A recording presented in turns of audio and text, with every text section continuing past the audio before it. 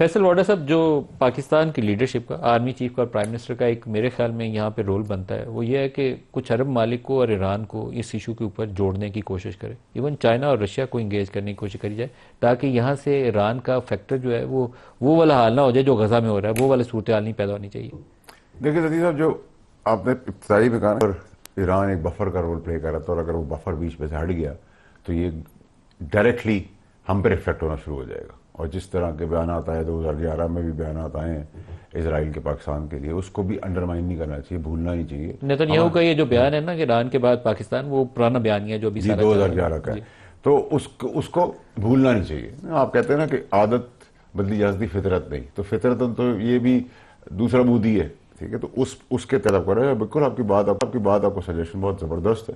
کہ کیونکہ ابھی گورنمنٹ اور اسٹیبلشمنٹ کے تعلقات اچھے ہیں، ہم جنگ جیتے ہیں، ایک ورلڈ میں آپ کے لیے گرم جوشی پائی جاتی ہے، آپ کے پاسپورٹ کی عزت ہوگی، تو it's a very good time کہ آپ اسٹیپ آگے بڑھیں، آپ میڈیٹر کا کردار ادا کریں، سب کو یونائٹ کریں۔ اور اگر آپ خطے میں ایک دشمن کے سامنے بھی پیس لے کے آ جاتے ہیں اور جھنڈا لہرا رہتے ہیں سفید رنگ کا، جس کو ایران کا فائدہ ہوتا ہے، خطے کا فائدہ، پاکستان کا فائدہ ہوتا ہے، nothing like it, it's a great opportunity for Pakistan. اس میں اگر آپ نے ذرا سا بھی ہیل حجت کی، اس میں بھی تو توڑا کیا، یا آپ نے تھوڑا سا بھی ایز آف کیا کہ یہ ان کا معاملہ ہے ہمارا نہیں، ہم جس طرح کھڑے ہیں، جس طرح اسمبلیاں کھڑی ہیں، جس طرح پاکستان کا رول یہ ہونا چاہیے کہ اس وقت عرب ممالک کو، روس کو اور چین کو اور ایران کو ایک میز کے اوپر لے آئے، اور یہ ایک پورا بلاک جو ہے نیگوشیٹ کرے ویسٹ کے ساتھ کہ آپ کیا کر رہے ہیں، اسرائیل کو بیک کر کے۔ میرے خیال سے وہ اس طرف مجھے لگ رہا ہے، میری گٹ فیلنگ بھی یہی ہے، جو مجھے سمجھ بھی آ رہا ہے، وہ یہ کہ یہی ایک